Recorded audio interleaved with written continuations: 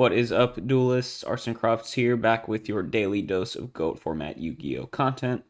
Today's feature match, we've got Odinus versus the Knights here on the GOAT format dueling book ranked ladder. As always, both of these players ranked in the top 200 spots on the ladder when this game was played, so some classic high-rated content for you guys. Let's jump right into it. Odinus is going to win the RPS, choose to go first.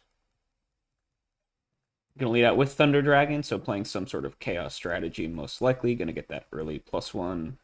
Going to Upstart Goblin, dig a little bit further. Into Pot of Greed, so really thinning out the deck early on. If you're on Chaos Turbo, that's what the deck is built to do. Just hyper consistency, playing all of this good deck thinning stuff and drawing into the really good cards. Ooh, plus Graceful Charity, so off to a significant early lead here. Double Trinity turn 1, Thunder Dragon plus Graceful Charity to plus off of the Graceful 2, making it even better, doing everything that, these Chaos decks are built to do. Gonna discard double Thunder Dragon to that Graceful, so fully cashing in the Thunder Dragon combo. And then we're just gonna get a T-set pass. So a lot of stuff going on in the hand, of course, turning through the deck. Not the most impressive looking board, but off to a really strong start advantage-wise here for Odinus. The Knights, going to follow up with normal summon. We've got Manju, the 10,000 hands. So some sort of ritual deck coming in here. Potentially, most commonly going to be Ritual Chaos. So Chaos versus Chaos here, but it looks like one player is rocking that Ritual strategy. Manju is going to go grab a copy. Oh, interesting. So no targets for the Manju? Oh, no. Going to go grab Relinquished. Oh, just to save time on the searching. Manju is going to go grab a copy of Relinquished, and then Thunder Dragon is going to grab 2 more copies of itself. We're going to get Pot of Greed, so pretty good answer here so far. A lot of free cards for the Knights. That's what these ritual decks are very, very good at. They might not have like the pure efficiency draw power that Turbo does, but it just gets a lot of like what I call fake cards in hands through stuff like Thunder Dragons, Manju searches, and stuff. And then if you have ways to filter them or pitch them for discard traps and stuff, that's where the deck really shines.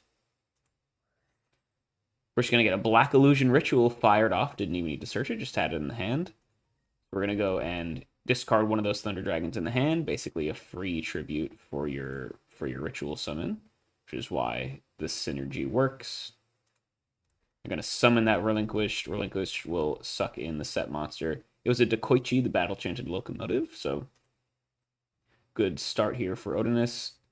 But the Knights stealing their Dark Monster, and notably, Relinquish, unlike Thousand Eyes Restrict, its fusion monster form, you can still attack with your other monsters while Relinquish is on the board. So Manju can start applying some pressure here, and that is kind of what these Ritual Chaos decks are built to do. They're a lot more aggressive take on the typical Chaos strategies, because, stuff like Manju, it basically doesn't play a lot of the normal flip monsters that, like, Chaos Turbo does. Instead opts for more aggressive guys like Manjus who are going to be normal summoning in attack position, beating in, and it's really awkward for decks to deal with them without just beating straight over them, because you don't really want to spend a card to deal with a Manju, because it already floated to get some advantage, right? Grabbing this Relinquish in hand. So you don't want to, like, smash and ground a Manju or something like that, or trade with a monster, or use a Sakuretsu armor on it. And so while the opponent kind of finds the optimal answer for a Manju, you can keep applying pressure. It's only 1,400 attack points, but that adds up over turn for sure. And Manju is going to go ahead and get in for 14 here. Odinus with no trap card or anything to stop this. We'll get a set card from the Knights past turn with the early advantage here, at least on the board, going over to the more aggressive deck for the Knights. Odinus' set card was Jar of Greed, so continuing to dig into the deck, trying to find one of those more efficient answers to this strategy, like I mentioned before. Tribe Infecting Virus is one of those. These are... So Relinquish is a spellcaster, Manju is a fairy, but Tribe can pretty easily just beat over the Manju if they choose to go that route. Tribe discard Raigeki Break, so discarding a real card for this, but just going to be a 1-for-1 trade. Popping that Relinquished. And then Dekoichi will hit the grave for Odinus, which does turn on Chaos, which, decent chance that they have one because they've seen so many cards in their deck so far. Tribe is going to go and beat over that Manju, so cleaning up that board really nicely. Tribe Infecting Virus is quite a good card, especially in scenarios like this. And we'll get a couple back row pass here. The Knight's going to go end phase Raigeki Break, discarding the second Thunder Dragon to 50-50 pop a back row. Choosing not to defend the Manju, but I guess having some other action in hand potentially. Or maybe you just have a better answer to Tribe, so you want to clear out the back row. Just to make sure it's safe for you to go for whatever play you have. And the break is just going to hit a Jar of Greed, so preventing Odinus from continuing to churn through their deck, at least at the rapid speed they have so far, but not really, hitting anything that's going to make or break your next turn, so you do have to be worried about this back row being something real for sure. Nice is going to go normal summon another copy of Manju. Let's see if they have any search targets left in deck. They do have another copy of Relinquished, so going to grab that, go back up to 4 cards in hand. And then we've got another Black Illusion Ritual, so 2 of them in the first couple turns. We're going to go and tribute the Manju that just got summoned to summon Relinquished number 2 for the game. And that will suck in Tribe Infecting Virus. But main deck Book of Moon is kind of a beating against these Relinquished decks. Just going to flip it face down, and then Tribe can choose to beat over it next turn. The Knights will set a back row here to maybe protect that Relinquished. We'll see what Odinus can do here. It's going to go Upstart Goblin first to dig a little bit further. Then go attack that Relinquished. But we've got Raigeki Break, discarding a card Destruction. Great card in the deck. Like I said before, when you have a lot of fake cards like Thunder Dragons and Rituals searched off of Manjus and stuff like that, card Destruction is really good to just filter you into some of the good stuff, but your hand has been very much depleted here by all of the stuff that Odinus has been up to. So pitching it for Raigeki Break, you're probably pretty happy with. And so we're going to keep the Relinquished alive by 2-for-1ing ourselves to pop the Tribe, but good chance this Relinquished will stick around. Yeah, and Odinus is just going to go T-set pass, so the Knights successfully defending their Relinquished for now. The only card that they have, right? So important to keep your chances alive here.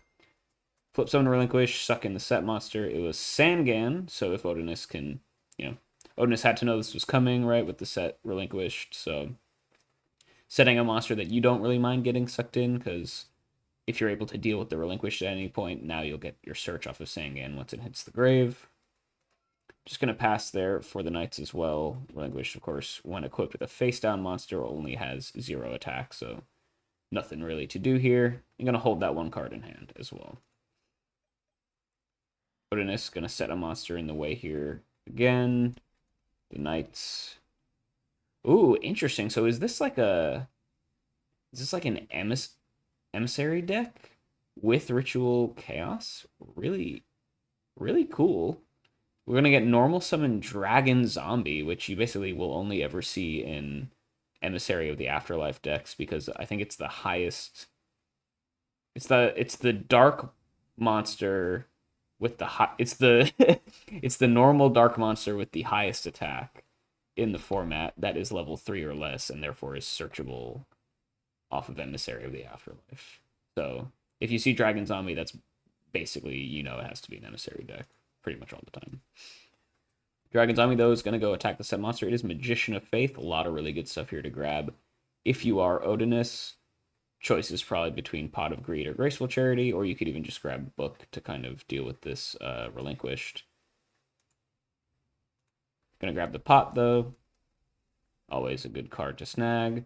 Pass here for the Knights. Has a little bit of offense here, but Odinus with a full grip of cards, probably not too difficult to deal with whatever the Knights is dealing with here. Pot of Greed will just continue to add to their card advantage. And then just happy to set a monster, set a back row pass. Not super worried about a 0/0 Relinquish and a 1600 attack Dragon Zombie. Knights is going to go normal summon Sangan. Good card. A lot of stuff, a lot of things to grab in this deck, of course. Searches up all the Manjus, the Senjus, searches up Relinquished. Dragon Zombie will go attack the sub monster. It is another Magician of Faith, so we're just going to play Pot of Greed 400 times this game and win that game. Or win that way. Totally fair.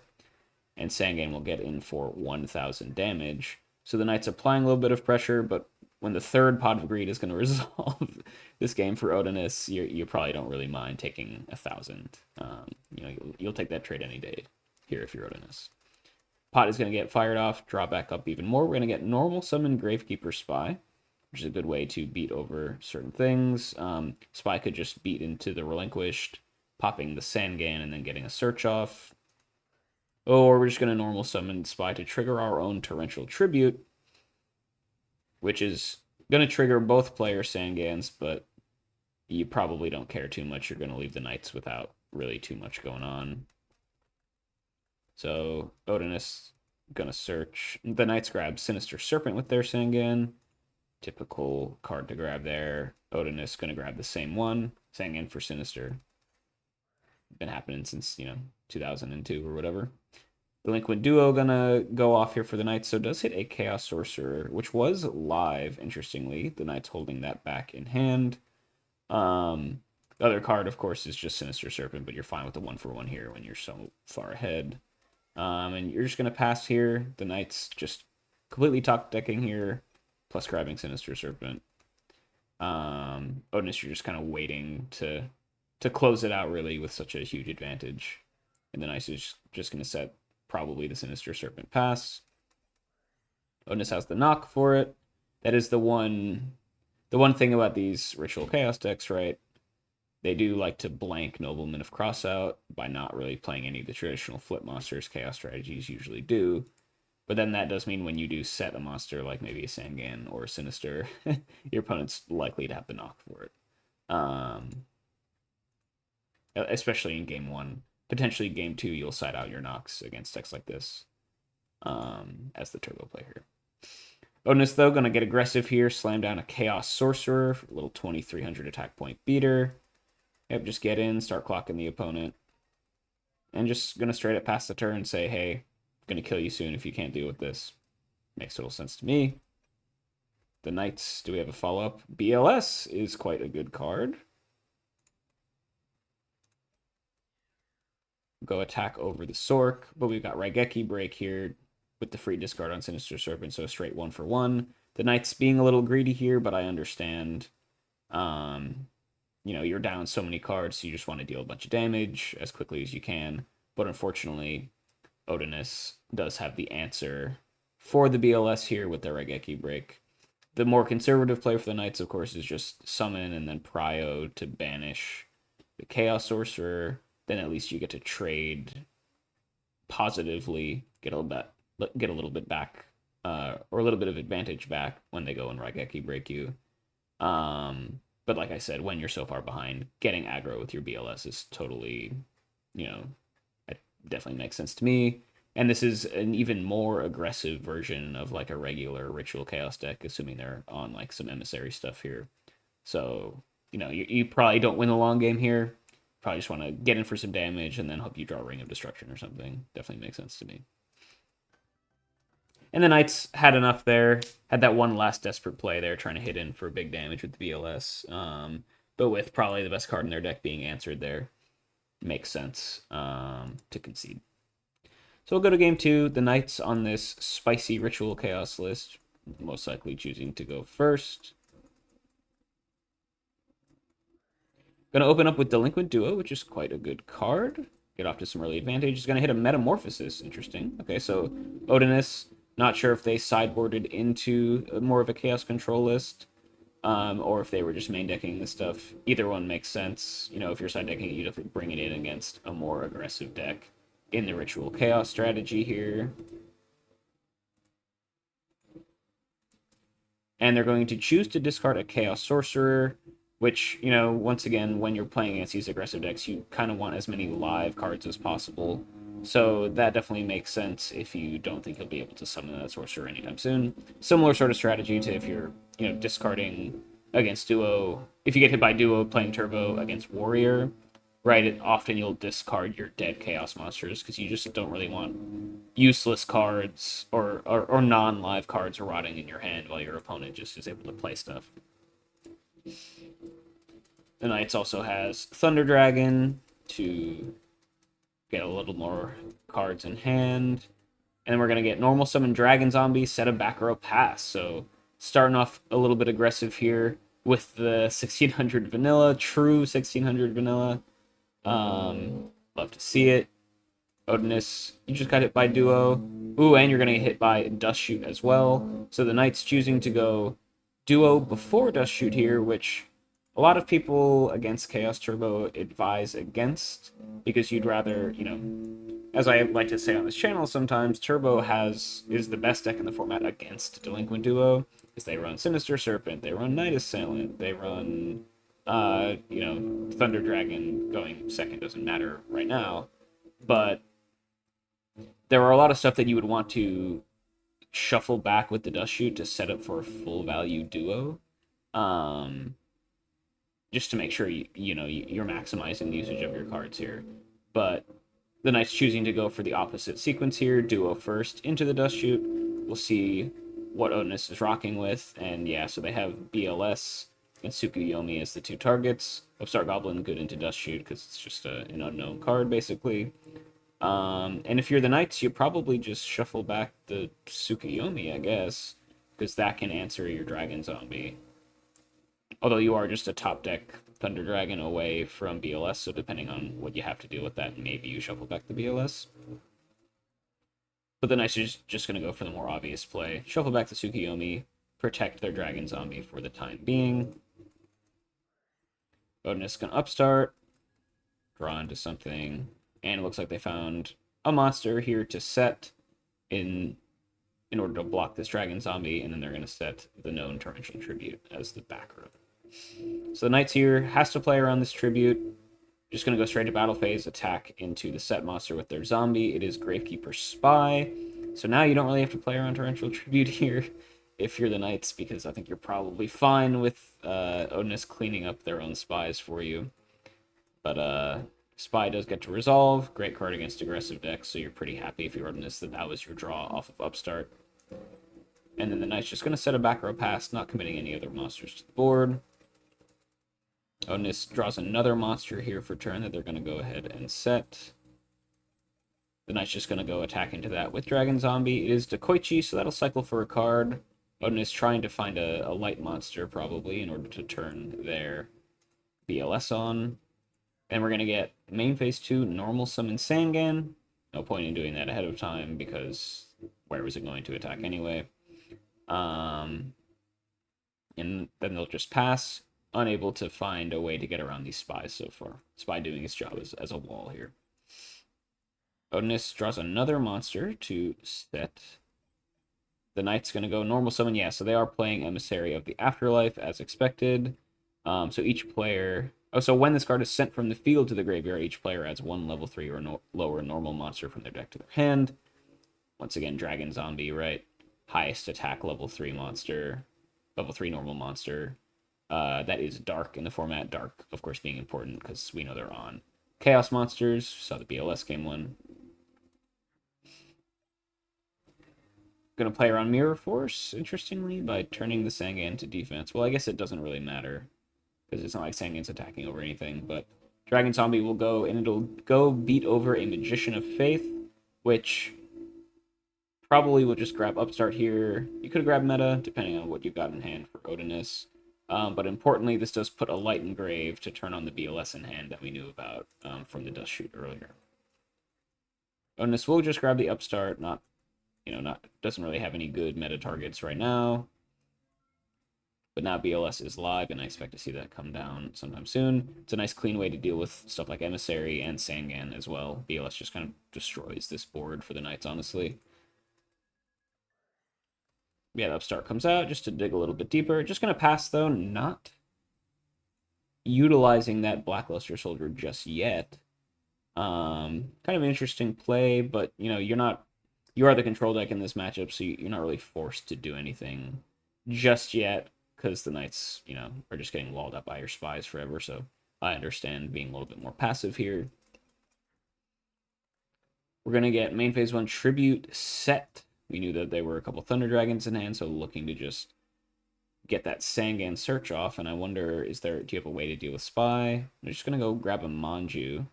So you could go, Manju Ritual Summon Relinquished. That's a way to deal with Spies. Has used the normal summon for the turn already by tribute summoning for the Thunder Dragon, or what's most likely the Thunder Dragon. So just setting up for a play next turn is what it seems like. Odinus is going to draw for turn. Just draw pass once again, saying, all right, you can't get over my wall, so why am I going to do anything? The Knights here are going to go play that Manju that they just grabbed off of Sangan. See what they grab. They grab a Black Illusion Ritual, so we'll see if they go for a relinquish play here. No, just going to pass. Continue to get some cards in hand. Draw pass from Odinus. Draw set pass from the Knights. Spy Wall doing its thing. Classic. Ooh, we get Standby Phase Trap Dust Shoot here, so we'll see what Odinus is rocking. Got double Scapegoat, a little bit redundant there. Got Tribe plus Sinister. Got another Magician of Faith without really too much good in Grave to grab. I guess Metamorphosis is better now that you have Sinister and the Scapegoats in hand. But if you're the Knights, I mean, you gotta just think, all right, let me send back the BLS I knew about because it is live. And Odinus getting a little bit punished here for not firing off that BLS so far, but it is just going to go into the deck to potentially be drawn later, so not super worried about that. Oh, we're actually going to send back the Magician of Faith. So saying, all right, go ahead and summon that BLS. I have an out for it, maybe. Worried more about recurring Metamorphosis, potentially. Interesting play there. We'll see if that ends up being correct. But Odinus is just going to have to spin back that Magician of Faith. And then set a monster pass. Good chance that that is the Sinister Serpent. The Knight's going to fire off a knock here, banish that Sinister, and now the good discard fodder for the Tribe in hand is gone for Odinus. Kind of an interesting play, especially because that's almost known to be Sinister, and if you're the Knights, you're really happy to just knock Sinister. It does a lot of stuff against you. Just going to pass, though, still unable to break over these Spies. Draw pass from Odinus. Yep, everyone's just chilling with a bunch of cards in hand, setting stuff so that they don't have to discard for hand size. Oh, we got Pro Set Heavy Storm here from the Knights, looking to make a play here potentially. It's their own Raigeki break. Just going to pop the known Torrential Tribute. And one of the Scapegoats was set as well. Ooh, and then here we go. Normal Summon Tribe Infecting Virus. Can you OTK here, I wonder? Discard Thunder Dragon. Clear out the Spellcasters.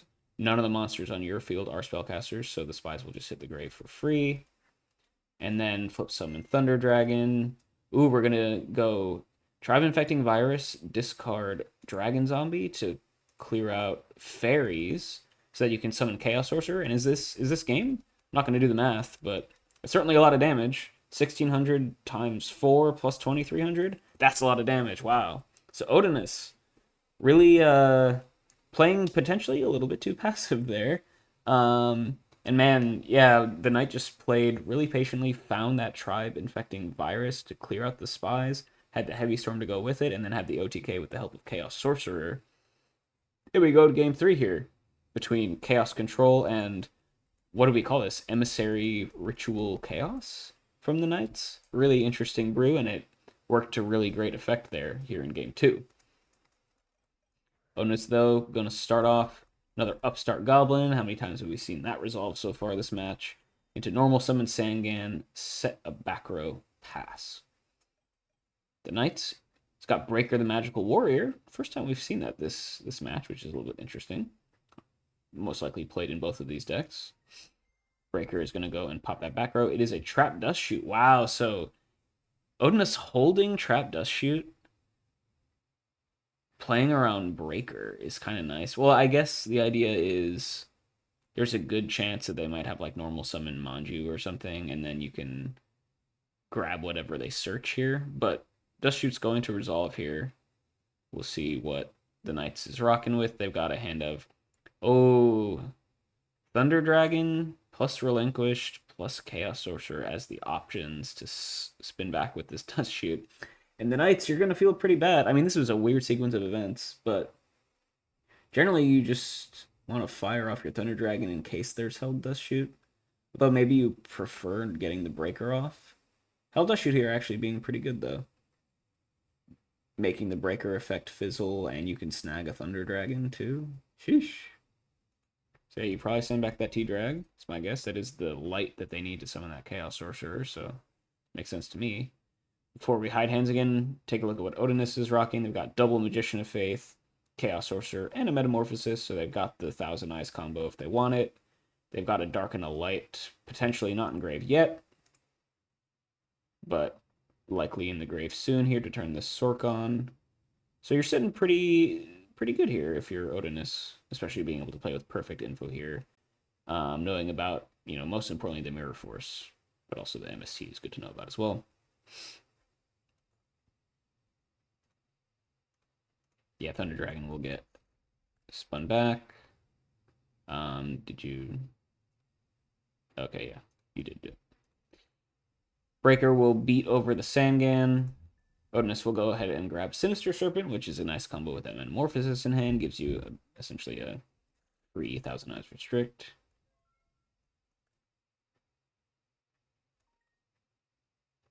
Kind of rude. Odinus is going to go normal summon Sinister, into Metamorphosis, into Thousand Eyes Restrict, into Suck in the Breaker, into attack for 16. Pass there. The Knights will go set a back row pass. Likely that Mirror Force that we knew about. Or it could be MST. Odinus going to go recur that Serpent. Get in for 16 with the Thousand Eyes. Oh, we're actually going to MST on the Breaker just to prevent the damage, which is not an ideal usage for MST, but it's one of those things where if your opponent knows about it, it's pretty easy for them to play around it, so I can see just using it for whatever minor value you can get from it.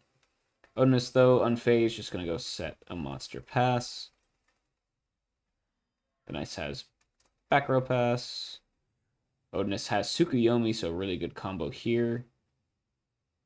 Can turn off the Thousand Eyes on your turn so you can attack in with your monsters and allow you to flip summon your any set monsters that you might want to as well.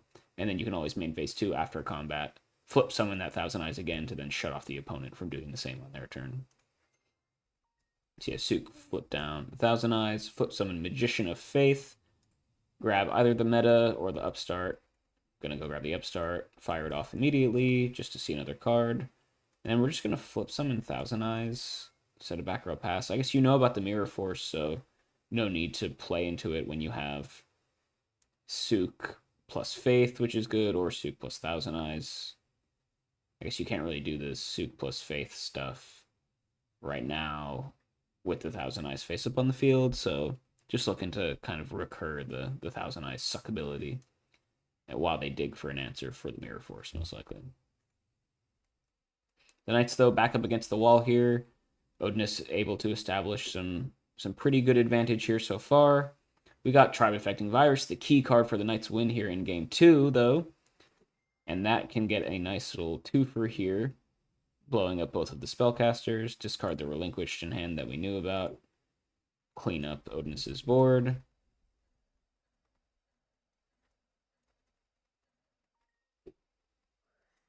We got Book of Moon, though, to flip the Faith face down so they can use it again later.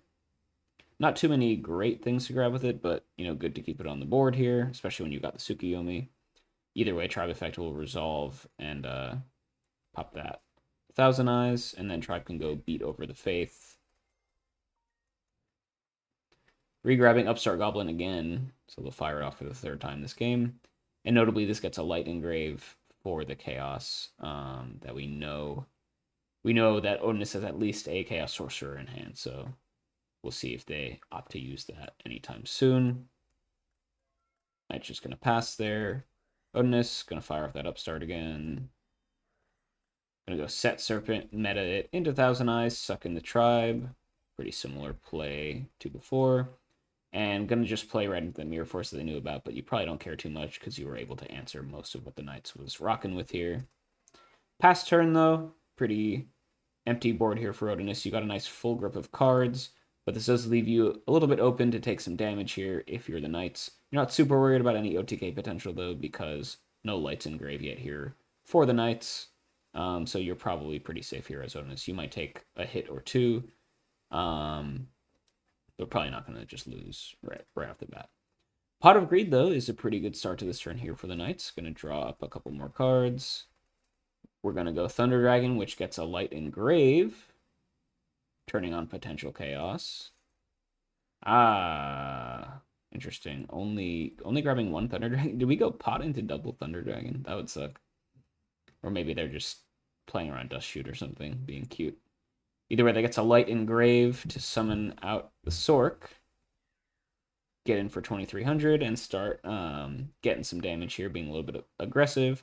Odinus, we do know about their own Sork in hand, so the Knights, you better have an answer for that, or else your board will be pretty dismantled.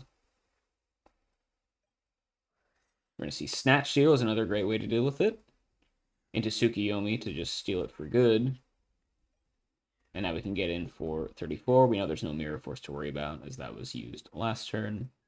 And the Knights is going to start getting chipped away here. Oh, we do have Call of the Haunted here to revive Tribe Infecting Virus or Relinquished? Or no, Relinquished never was summoned, so you can't pick Relinquished. So you have to revive the Tribe here. But that is a way to wall out the Tsukiyomi and potentially answer the Sork next turn. Now we do know about, once again, the Sork in hand here. So the Knights being a little bit greedy here, you probably could have afforded to take the 1100 from the Tsukiyomi and then like end phase or even on your turn Tribe Infecting Virus, right? Probably end phase.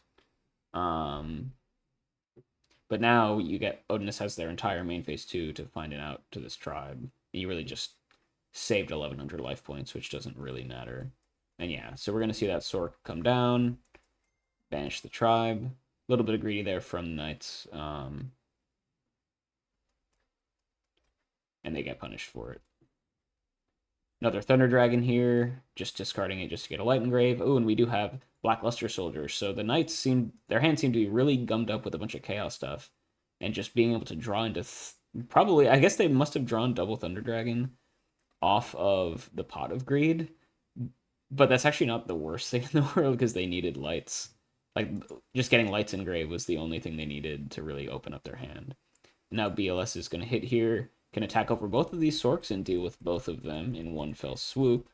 Only get in for 700 damage, but that is a pretty good way of applying pressure here if you're the Knights.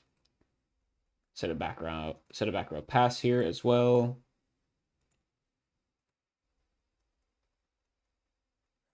We got Tsukuyomi normal summon there into knock. So Odinus keeping the knock in post side, which is not the, it's an interesting call to make. I mean, you always do have Tsukuyomi plus knock plays in a pinch here, so at least getting some use out of that and answering BLS. So hey, I mean, that's pretty good use for knock if you can swing it. Then we'll start beating in for 1100 a turn with this Tsuk. Then I see you have a follow-up. Your BLS was answered, your Sork was answered, you're kind of running low on resources. You got 4,400 life points to get through here. Gonna say, no, I don't have any plays, so Odinus might have been able to stabilize here, dealing with all those Chaos monsters. Can you start turning the corner and applying pressure of your own? Breaker the Magical Warrior is a great way to start doing that. Gonna go pop the Unknown set, which was a Heavy Storm, so the Knights trying to get a little tricky there with the bluff set Heavy Storm. But Odinus just going to clear it out for free with the Breaker. Follow up with the Delinquent Duo here, rip out the Thunder Dragon and the other unknown card, which was a Black Illusion Ritual, which was pretty dead. But if you're Odinus, happy to just strip the Knights of any and all resources. Now they're now purely top decking, and you have a Breaker here pressuring the opponent's life points.